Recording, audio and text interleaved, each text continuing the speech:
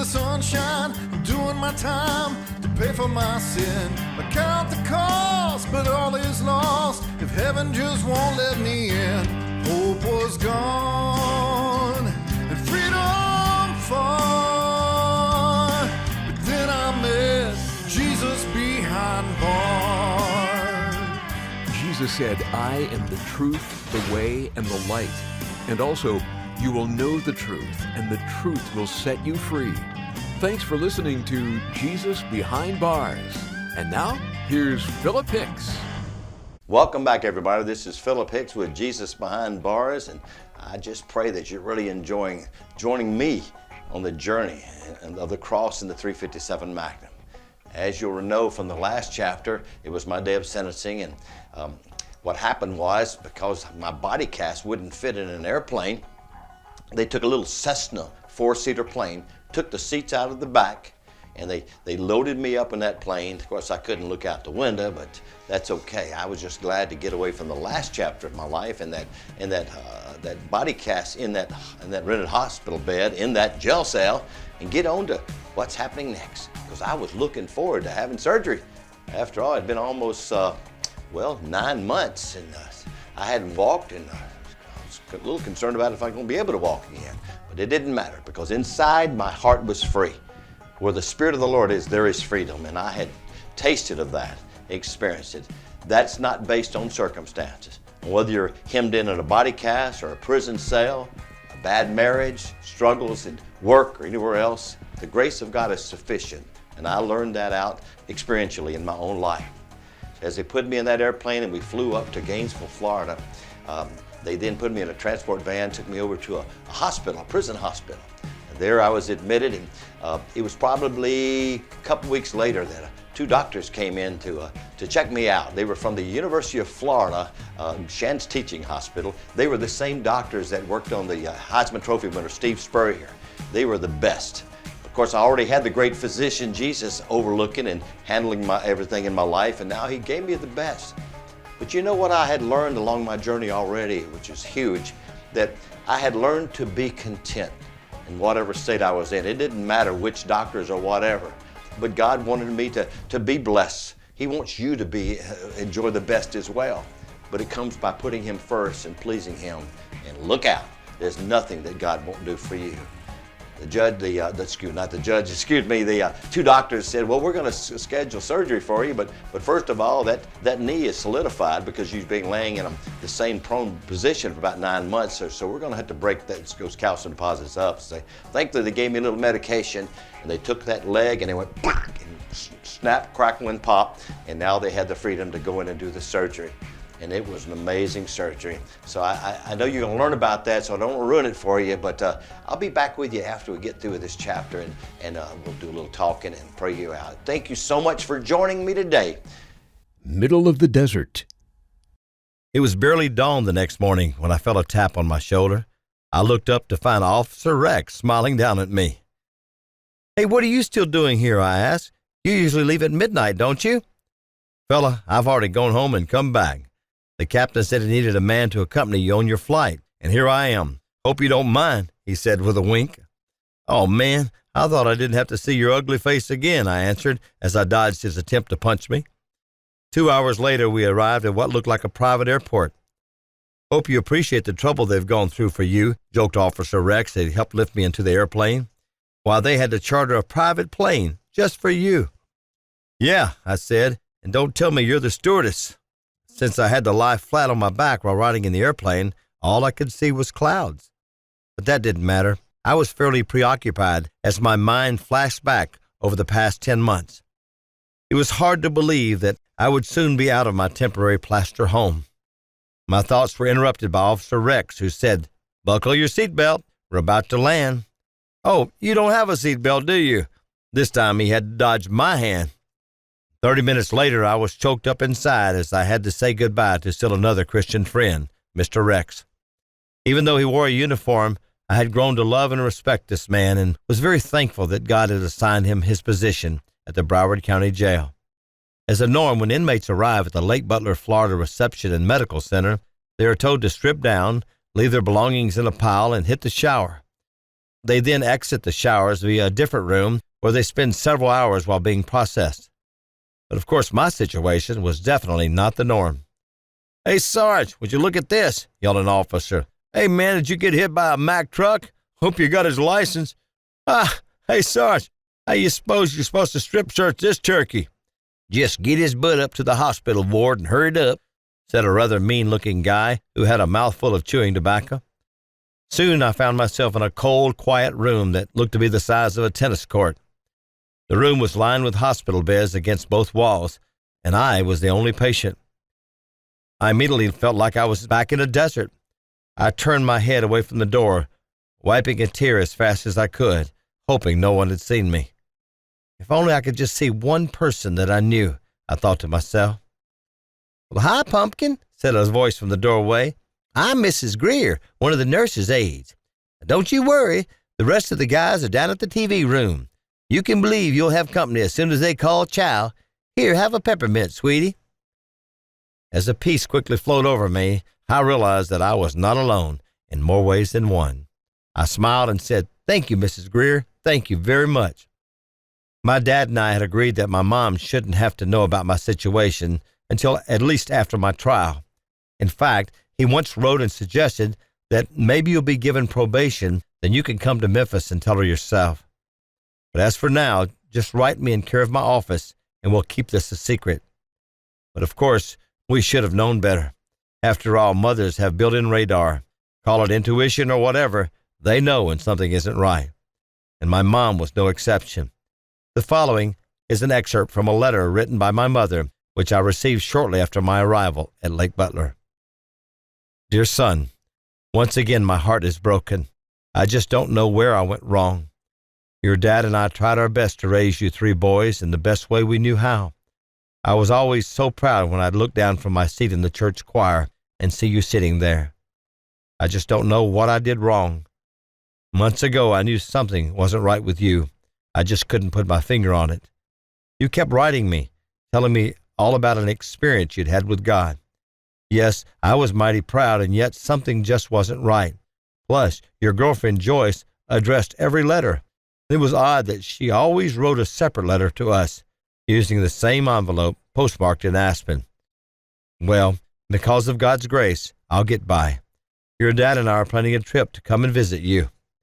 Hopefully we can come down there sometime around Christmas. I love you very much, son. Be sweet. Love, Mother." Days later, I finally got up the nerve to answer her letter, which went as follows. "Dear Mother, I love you so very, very much. Without a doubt, you're the best mother in this entire world. So often I wanted to write and tell you the truth regarding my circumstances. And yet, for once, I wanted to honor Pop's suggestion, and we agreed it'd be best this way. I hope I'm able to finish this letter. Already I'm finding it very difficult to express my thoughts. Mother, I'm so very sorry that I've hurt you again. You sure don't deserve all the rough times I've put you through. Before I became a Christian down in Fort Lauderdale, I thought of you often and knew how this would break your heart if and when you found out about it. Honestly, I wanted to kill myself, but I guess that would have been the selfish way out. Easy for me, but much rougher for you. Mother, you got to believe this. This is not your fault. You were faithful to raise me up in church. You can't blame all this on yourself. You did just what the Bible tells parents to do. You trained me up, and after that, I had the option to choose my own path. That was my choice. Then again, the Bible also promises that if a parent does train up their children in the way they should go, then when they are old, they'll return to those ways. You see, Mom, I came back, all because of your raising me right. You didn't give up on me. You kept praying. So please, please get rid of all that guilt. It's simply not your fault. In fact, I am confident that it was your prayers that kept me from getting killed the night that I was shot, as well as the times I was involved in car wrecks, motorcycle wrecks, and even the day the horse flipped over on top of me, after I had flipped over its head while riding. I'm sure looking forward to you and Pop visiting me at Christmas. Thanks for writing. Your letter was the highlight of my week. Love, Phil. My first 3 months at Lake Butler proved to be a totally different world from my life as a young Christian back in Fort Lauderdale. Now it seems so long ago when Christian brothers and sisters almost continually surrounded me. I longed for fellowship with sincere Christians.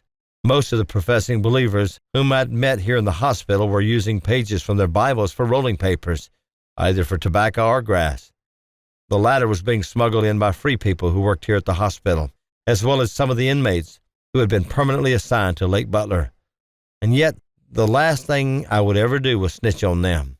Oftentimes, I'd remember Brother Butch's sound advice. Now, Philly, it don't matter how strong a Christian you are or what your motives are, one of the cardinal sins at the joint is snitching. Don't you ever snitch. Now, there's a big difference between telling the truth, like you were led to do at your trial, and snitching. People snitch to get brownie points, and sometimes they'll get away with it. On the other hand, that's the quickest way to get stabbed, and sooner or later, a person is going to get caught. I guess the worst part of my desert experience was the lack of Christian friends.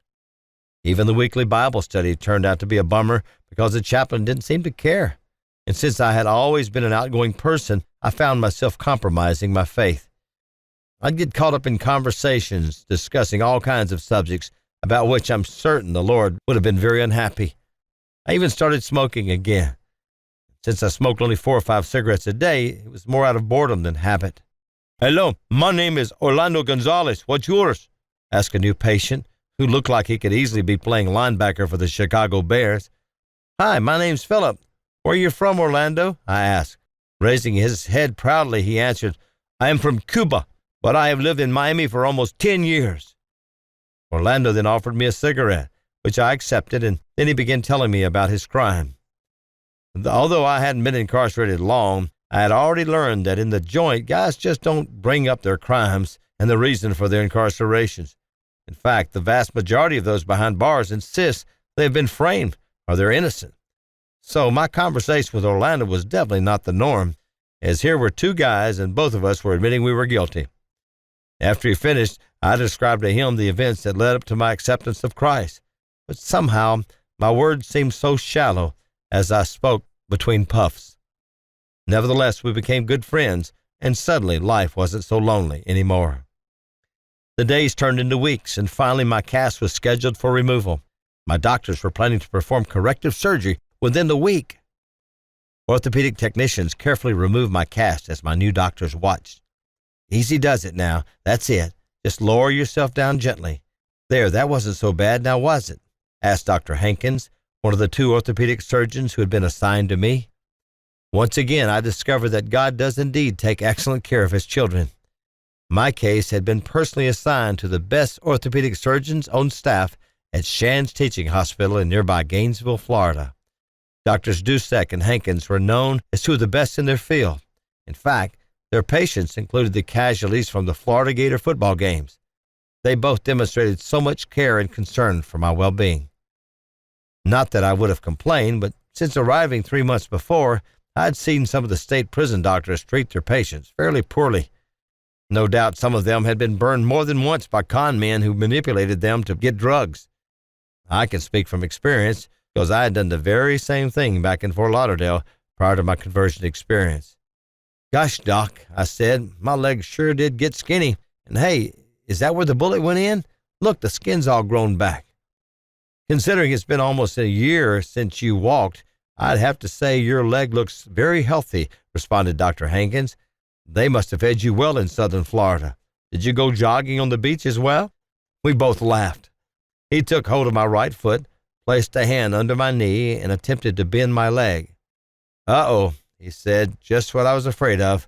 Ossification." "Hey, Doc," I said, "what does that mean? Come on down to my level. What does whatever mean?" "Calcium deposits have built up, causing new bone to form," answered the doctor. "Well, what's all this mean, Doc?" I asked. "I'm going to have to postpone surgery for still another week. We'll have to anesthetize you on Saturday and literally snap your leg. If we don't do that, then you'll walk like Chester for the rest of your life," explained the doctor. I quickly recalled Chester as the deputy to Sheriff Matt Dillon on the popular television western called Gunsmoke. "Okay, Doc, anything you say. I sure don't want to walk like Chester, although I do feel like I took part in an episode of Gunsmoke. Besides, I've waited over 11 months. The least I can do is wait another week or 2, I said. "You don't plan on going anywhere, do you?" quipped the doctor. Smiling, I shook my head and said, well, the judge said I'd have to bring him life plus 15. Saturday morning finally arrived, and my head was already floating. I was on the operating table with an IV running some type of clear fluid into my arm. I could hear the conversation nearby, but I couldn't quite make out what was being said. I looked up and recognized the familiar faces of my two doctors. Now, this shouldn't hurt a bit, but you will definitely be sore for a while afterwards, warned one of the doctors. He was holding some type of thick object under my knee. Without warning, one of the doctors brought my right foot straight down, and a crunching sound came from inside my kneecap. It sounded similar to when a dentist once smashed one of my wisdom teeth with a dental tool. And just like the doctor warned, it didn't hurt a bit until the next morning. But I didn't care, for this was yet one more step toward walking. I was determined to never take walking for granted again.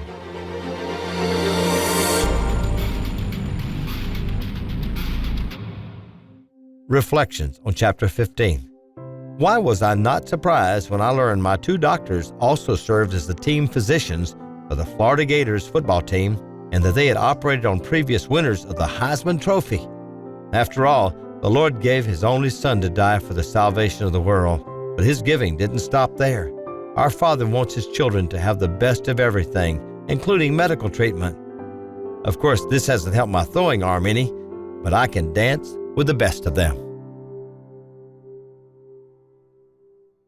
So how'd you like that for God working in a man's life? You know, them being the football doctors and all, I just surely thought I was going to be a football player after that. Well, it hasn't helped my throwing arm, but I can dance now, and it's amazing. Thank you for watching. Thank you for listening today, and I can't wait till tomorrow to see what happens in chapter 16. But right now, I just lift you up before the Father upon His throne, and I just pray He would overwhelm you with His loving kindness and His tender mercies, and that He would meet you at your need exactly where you are in life. I pray that in Jesus' name, amen. Thank you so much. See you tomorrow. Are you looking for a life-changing story that will inspire, provoke, encourage, and awaken the hearts of your prodigal sons and daughters? Look no further. The Cross and the 357 Magnum is available at www.JesusBehindBars.com. This amazing page-turner is a faith builder for believers and a lightning rod for those who are in search of their true identity. Go to www.JesusBehindBars.com today and help send author missionary Philip Hicks back to prison.